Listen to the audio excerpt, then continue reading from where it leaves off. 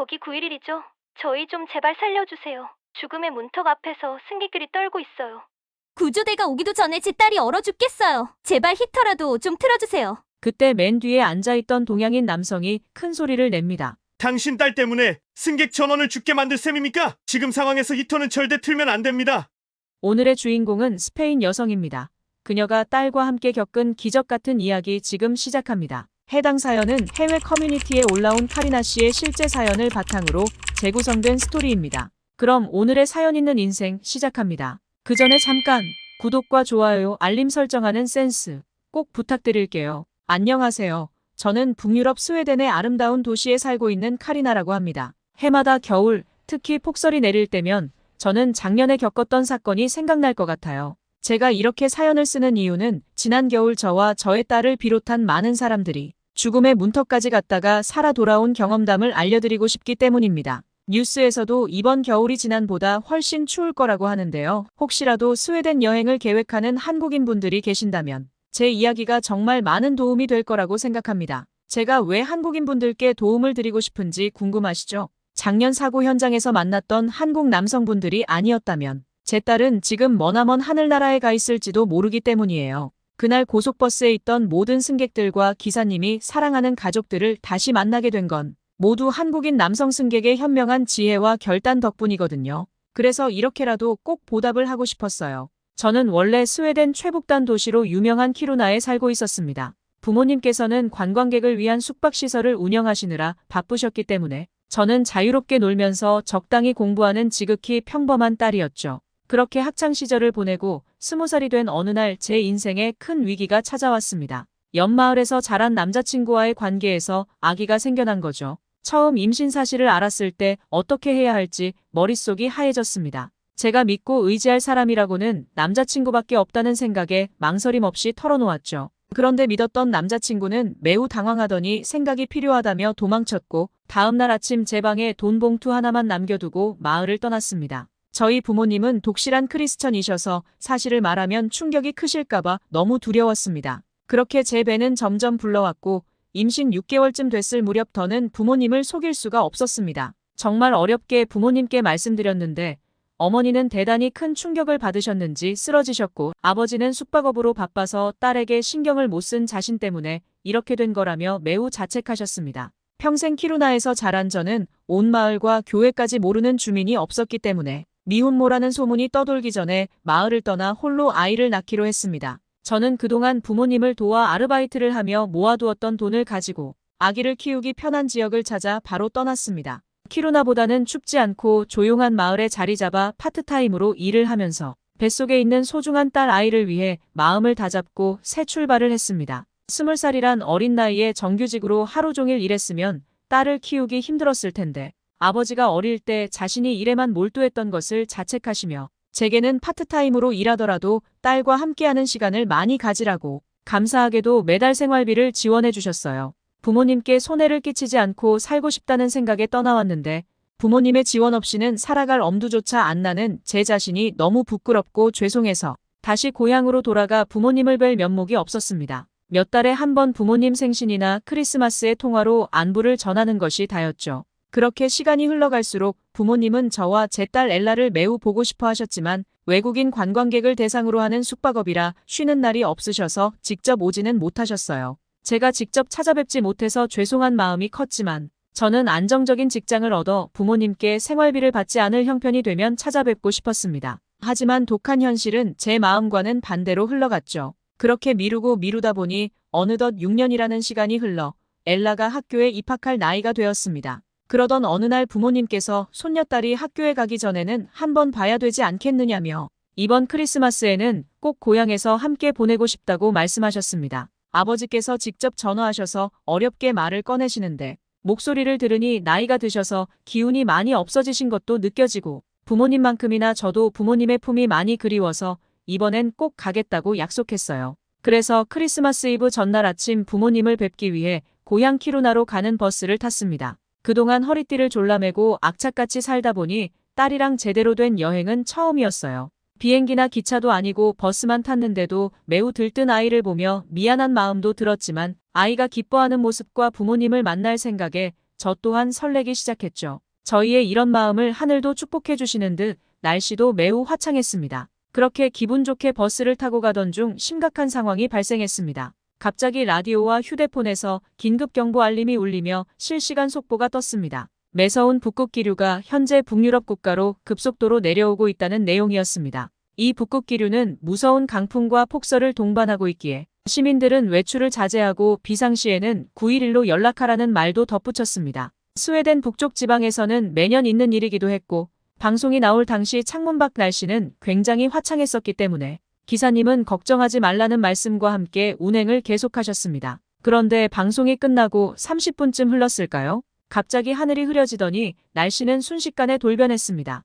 처음에는 바람이 창문을 흔드는 소리만 들리더니 몇 분이 채 지나지 않아 강력한 눈보라로 변했습니다. 대형 버스가 흔들릴 정도의 강력한 돌풍이 몰아치기 시작한 거죠. 차가 다니지 않는 한적한 도로 위라서 금세 버스 바퀴가 잠길 정도로 눈이 쌓였습니다. 기사님은 한치 앞도 보이지 않는다며 이대로 운전하다가는 큰 사고가 날 거라며 여기서 정차하겠다고 했습니다. 불과 30분 전만 해도 걱정하지 말라더니 이 산길까지 우리를 데리고 온 기사님이 원망스러웠습니다. 언제 운행이 가능할지 모르기에 연료도 아껴야 한다며 시동은 끄겠다고 했습니다. 이러다가는 크리스마스에 도착할지조차 알 수 없는 상황이 되었죠. 버스 안의 승객들은 웅성거리기 시작했고 가족들에게 전화해서 서로의 상황을 전하며 안부를 묻기 시작했습니다. 어떤 젊은 여자는 울면서 전화를 하더군요. 저도 무서운 마음에 부모님께 전화를 걸었습니다. 관광객을 상대하느라 매일 날씨를 체크하시는 부모님은 북극 한파 기류가 심상치 않다면서 아직 출발하지 않았으면 천천히 오라고 하셨습니다.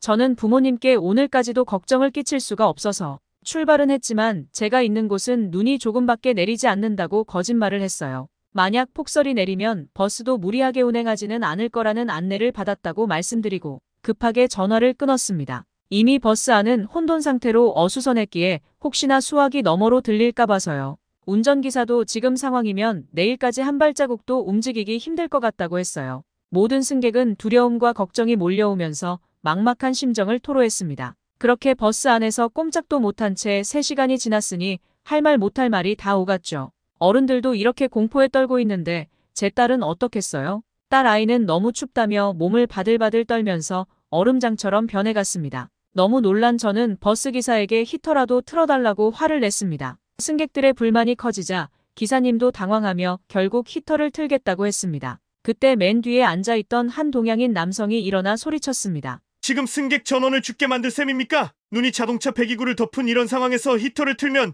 절대 안 됩니다. 지금 히터를 틀면 무색무취의 일산화탄소 같은 매연이 버스 내부로 다 들어오는데 그럼 우리 모두 산소 부족으로 질식사할 수도 있습니다. 그렇다고 이 한파 속에 계속 창문을 열고 환기를 시킬 수도 없지 않습니까? 저희 일행이 잠시 버스 밖으로 나가서 여러분의 짐을 꺼내오겠습니다.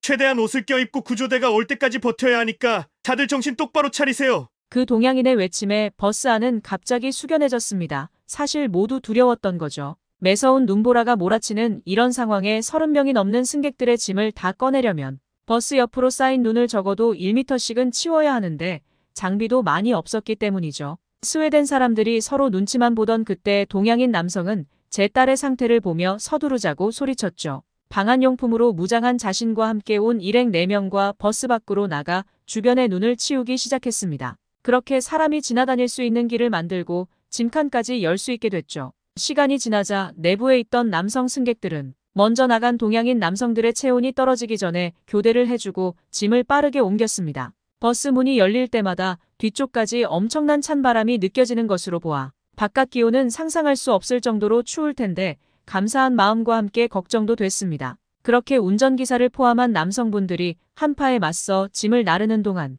여성들은 자신의 캐리어에서 겨울옷과 간식을 모두 꺼내 나눴습니다. 다행히도 크리스마스 시즌이라 대부분의 승객들이 따뜻한 옷을 많이 챙겨왔더라고요. 서로 한 가족처럼 옷을 덮어주고 간식을 나누며 친밀감이 형성되었습니다. 최대한 따뜻하게 껴입어도 바깥에 나갔다 온 남성 승객들과 어린아이들은 추위를 느꼈죠. 그때 히터를 틀면 안 된다고 알려줬던 동양인 남성이 가방에서 봉지 같은 걸 하나 꺼내서 제 딸에게 줬습니다. 자신들은 한국인이고 얼마 전에 군대를 전역했다며 이 물건은 한국 군인들이 겨울에 많이 쓰는 핫팩이라고 했습니다. 속 안에 쇳가루가 들어있는 주머니라는데 흔들수록 따뜻해지는 것이 정말 신기했습니다. 그냥 들고 있기보다는 옷사이나 주머니에 넣어두면 10시간 이상도 따뜻하게 유지된다고 했습니다. 그리고 그 한국인 일행들은 각자 챙겨온 핫팩을 모든 승객에게 하나씩 나눠줬습니다. 옷을 아무리 껴입어도 손과 발, 얼굴 등 노출된 피부가 추운 건 어쩔 수 없던 승객들도 핫팩으로 언 부위를 녹인 덕분에 다음날 아침까지 고립된 버스에서 무사히 버틸 수 있었습니다. 정말 그 한국 여행객분들 덕에 모두 무사히 구조대를 만날 때까지 견딜 수 있었습니다. 그분들의 희생이 없었더라면 아무도 눈을 치우고 짐칸을 열 생각을 못했을 거예요. 두려움에 떨며 언제 올지도 모르는 구조대만 계속 기다렸다면, 껴입을 옷과 핫팩도 없었더라면 저희는 어떻게 됐을까요? 만약 그때 히터를 틀었더라면 일산화탄소 중독으로 모두 세상을 떠났을지도 몰라요. 그날 버스에 탄 승객 대부분이 크리스마스 연휴를 맞아 가족을 만나기 위해 온 스웨덴 사람들이었는데요. 한국인들의 현명하고 빠른 선택이 아니었다면 최악의 크리스마스가 됐을 거란 생각에 지금도 아찔합니다. 사실 더 아찔한 순간이 있었습니다. 눈보라가 잠잠해지고 쌓인 눈이 조금씩 녹으며 얼기 시작했던 그날 밤, 버스 바퀴가 미끄러지면서 살짝 뒤로 밀리는 느낌이 났습니다. 하필 버스가 멈춰있던 곳이 산길 경사로여서 그랬던 것 같습니다. 맨 뒤에 앉아서 이를 빨리 알아챈 한국 일행분들은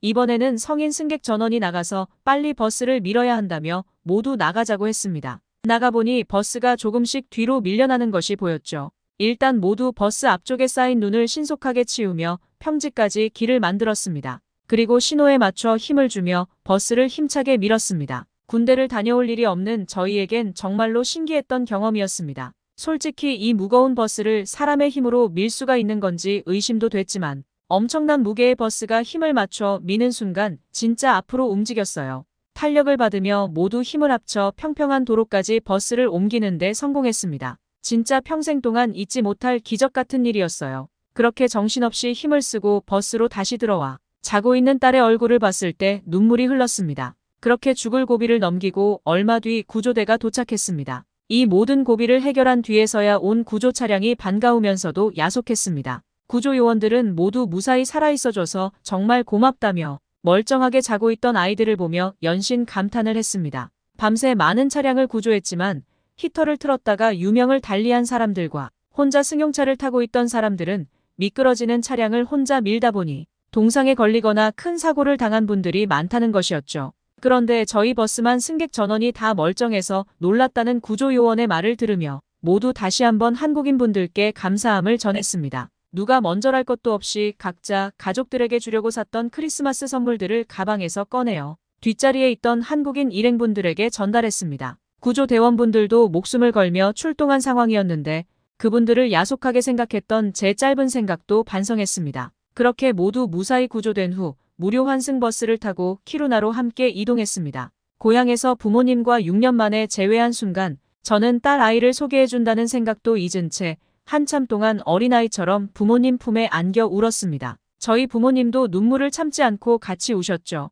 정말 지난 이틀 동안 있었던 일들이 뇌리에 스쳐 지나갔습니다. 큰 사고를 겪고 6년 만에 만난 가족이었기에 정말 감사한 마음으로 함께한 연말이었습니다. 소중한 딸과 함께 버스 사고를 겪은 뒤로 하루하루가 아무리 힘들어도 이런 일상조차 감사하게 생각하며 긍정적으로 살게 되었습니다. 저희 가족이 지금 이렇게 일상을 누리고 있는 것은 버스에서 승객들을 구해준 생명의 은인인 한국인분들 덕분이라고 생각합니다. 언젠가 다시 만나게 된다면 정말 감사했다는 인사와 함께 식사라도 대접하고 싶었습니다. 그래서 버스 회사에 전화해서 한국인분들께 감사를 전하고 싶다며 연락처를 물어봤죠. 다행히도 버스 회사를 통해 감사 인사를 다시 전할 수 있었습니다. 그런데 그 한국인 남성의 한마디가 저를 다시 한번 놀라게 했습니다. 그분은 당연히 해야 할 일을 한 것뿐이라며 아마 군대를 다녀온 모든 한국 남성들은 자신과 똑같이 행동했을 거라고 하더군요. 자신에게 식사는 대접하지 않아도 괜찮으니 마음만 감사히 받겠다고 말한 뒤